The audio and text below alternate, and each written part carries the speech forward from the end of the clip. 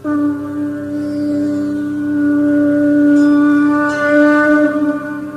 श्री राम। नमस्कार। हमारे YouTube channel पुरातन कथाएं में आपका हार्दिक स्वागत है। आज के इस भाग में हम आपको अरण्यक कांड के विषय में बताना प्रारंभ करेंगे तथा आज हम आपको राम के दंडक वन में प्रवेश तथा विराट राक्षस के वध एवं ऋषि सर्वभंग के विषय में बताएंगे। सीता और लक्ष्मण के साथ राम ने दंडक वन में प्रवेश किया। वहां पर उन्हें ऋषि मुनियों के अनेक आश्रम दृष्टिगत हुए। वह क्षेत्र अत्यंत मनोरम था। वहां पर बड़ी बड़ी यज्ञशालाएं थी तथा हवन सामग्री भी प्रचुर मात्रा में उपलब्ध थी। इन आश्रमों में तेजस्वी ऋषि मुनि अपनी आध्यात्मिक साधना में लिप्त रहा करते थे। वीर तपस्वियों के वेश में राम लक्ष्मण को देखकर वे समस्त ऋषि मुनि अत्यंत प्रसन्न हुए।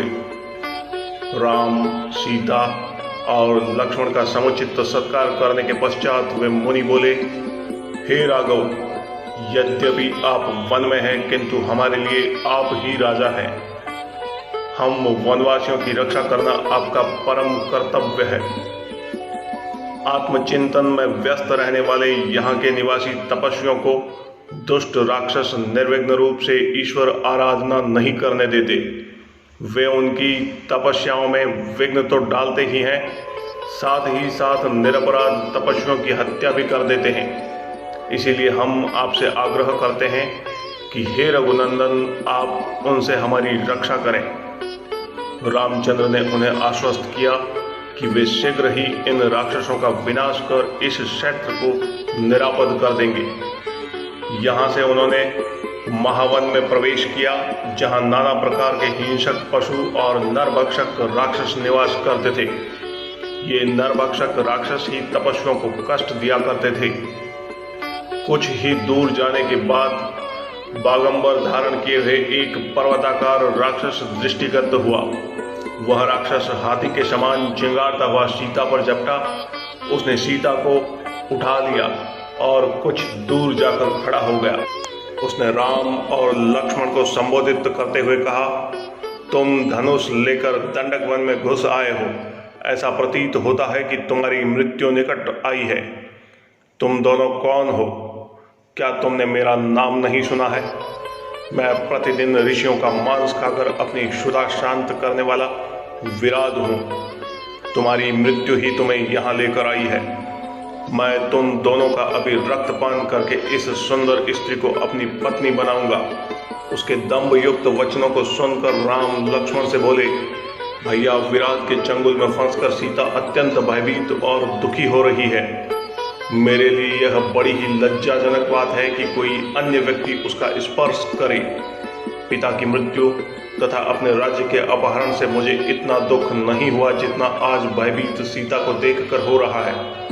मुझे यह भी नहीं सूझ रहा है कि इस दुष्ट से सीता की कैसे रक्षा करूं। राम को इस प्रकार दीन वचन कहते सुनकर लक्ष्मण ने क्रुद्ध होकर कहा, भैया, आप तो महापराक्रमी हैं।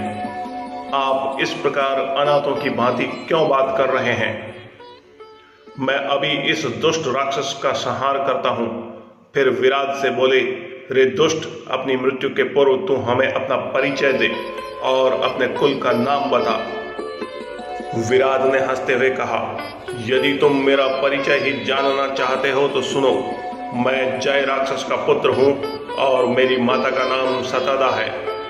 मुझे ब्रह्मा जी से यह वर प्राप्त है कि किसी भी प्रकार का अस्त्र शस्त्र न तो मेरी हत्या ही कर सकता है और न ही मेरे अंगों को छिन्न भिन्न किया जा सकता है।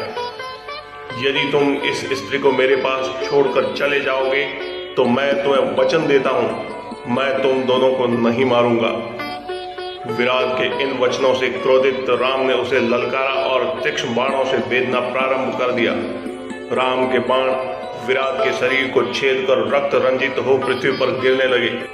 इस प्रकार जब घायल होकर विराट त्रिशूल ले राम और लक्ष्मण पर झपटा तो दोनों भाइयों ने उस पर अग्नि बाणों की वर्षा प्रारंभ कर दी, किंतु विराट पर उनका कुछ भी प्रभाव नहीं पड़ा। वे केवल उसके त्रिशूल को ही काट सके। फिर जब भयंकर तलवारों से दोनों भाइयों ने उस पर आक्रमण किया तो वह सीता को छोड़ राम और लक्ष्मण को अपनी भुजाओं में पकड़कर आकाश मार्ग में उड़ चला। राम ने लक्ष्मण से कहा, भाई, हमें जिस ओर यह राक्षस ले जा रहा है, बिना विरोध के हमें उधर ही चले जाना चाहिए। यही हमारे लिए उचित है। विराट द्वारा राम लक्ष्मण को ले जाते देखकर सीता विलाप करके कहने लगी, हे राक्षस राज, इन दोनों भाइयों को छोड़ दो, मैं तुमसे प्रार्थना करती हूँ। सीता के आर्तनाद करने पर क्रोधित होकर दोनों भाइयों ने विराट की एक एक बाह मरोड़कर तोड़ डाली। वह मूर्छित होकर पृथ्वी पर गिर पड़ा। लक्ष्मण उसे सचेत करके बार बार उठा उठाकर पटकने लगे और वह घायल होकर चित्कार करने लगा।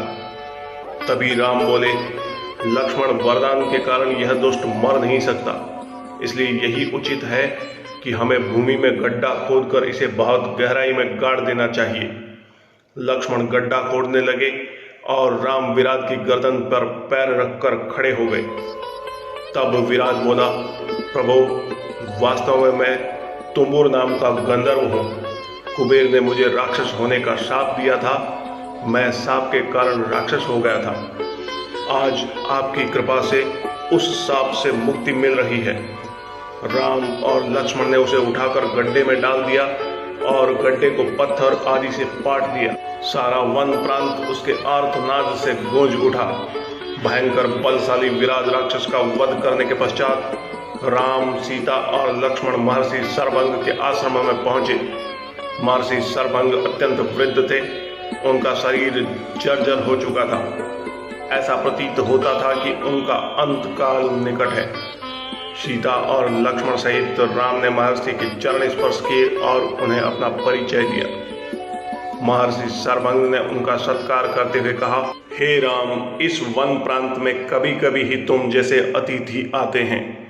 अपना शरीर त्याग करने से पहले मैं तुम्हारे दर्शन करना चाहता था, इसलिए तुम्हारी ही प्रतीक्षा में था।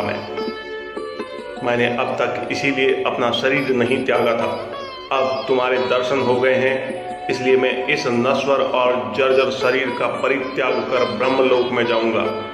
मेरे शरीर परित्याग करने के बाद तुम इस वन में निवास करने वाले महामुनि सुतीक्ष्ण के पास चले जाना, वे ही तुम्हारा कल्याण करेंगे। इतना कहकर महर्षि ने विधिवत अग्नि की स्थापना करके उसे प्रज्वलित किया और घी की आहुति देकर मंत्रोच्चार करते हुए स्वयं अपने शरीर को अग्नि को समर्पित करके ब्रह्मलोक को गमन किया। महर्षि सर्वभंग के ब्रह्मलोक गमन के पश्चात आश्रम की निकटवर्ती कुटियाओं में निवास करने वाले ऋषि मुनियों ने वहां आकर रामचंद्र से प्रार्थना की, हे राघव, क्षत्रिय नरेश होने के नाते हम लोगों की रक्षा करना आपका कर्तव्य है। जो हमारी रक्षा करता है उसे भी हमारी तपस्या के चौथाई भाग का फल प्राप्त होता है। किंतु दुख की बात यह है कि आप जैसे धर्मात्मा राजाओं के होते हुए भी राक्षस जन हमें अनाथों की तरह सताते हैं और हमारी हत्या कर देते हैं। इन राक्षसों ने पंपा नदी और मंदाकिनी नदियों के क्षेत्रों तथा चित्रकूट पर्वत में भयानक उपद्रव मचा रखा है। उनके उपद्रव के कारण तपस्वियों के लिए तपस्या करना ही नहीं, जीना भी दूभर हो गया है।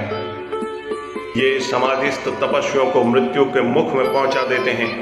इसीलिए हम आपकी शरण में आए हैं। आप इस असह्य कष्ट और अपमान से हमारी रक्षा करें और हमें निर्भय होकर वन में तप करने का अवसर प्रदान करें। राम बोले, हे ऋषि मुनियों, आपके कष्टों के विषय में सुनकर मैं अत्यंत व्यथित हुआ हूँ। पिताजी की आज्ञा से अभी मुझे 14 वर्ष पर्यंत इन वनों में निवास करना है। आप लोगों के रक्षार्थ में इस अवधि में राक्षसों का चुन चुन कर नाश करना चाहता हूँ। आपके सबके समक्ष मैं प्रतिज्ञा करता हूँ कि अपने भुजबल से मैं पृथ्वी के समस्त ऋषिद्रोही राक्षसों को समाप्त कर दूंगा। आप लोग मुझे आशीर्वाद दें ताकि मैं इस उद्देश्य में सफल हो सकूं। इस प्रकार से उन्हें धैर्य बंधा और राक्षसों के विनाश की प्रतिज्ञा कर रामचंद्र, सीता और लक्ष्मण के साथ मुनि सुतीक्ष्ण के आश्रम में आए। उन्होंने अत्यंत वृद्ध महात्मा सुतीक्ष्ण के चरण स्पर्श किए, उन्हें अपना परिचय दिया। राम का परिचय पाकर महर्षि अत्यंत प्रसन्न हुए। उन्होंने तीनों को समुचित आसन दिया, उनका कुशल क्षेम पूछा तथा फल आदि से उनका सत्कार किया।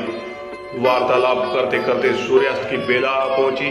तब उन सब ने एक साथ बैठकर संध्या उपासना की और रात्रि विश्राम भी उनके आश्रम में ही किया।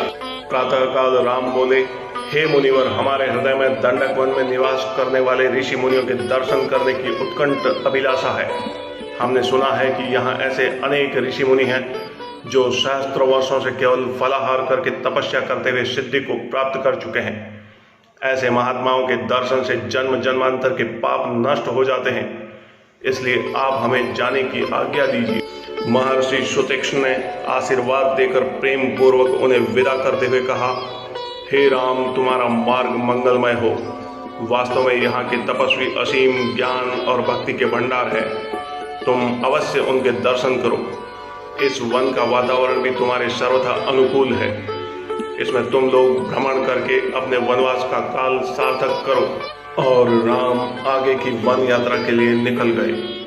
तो आज के भाग में बस इतना ही। इससे आगे का वृतांत हम आपको अगले भागों में बताएंगे।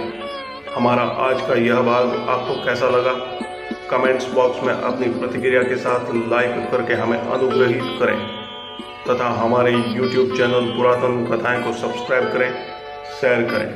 धन्यवाद।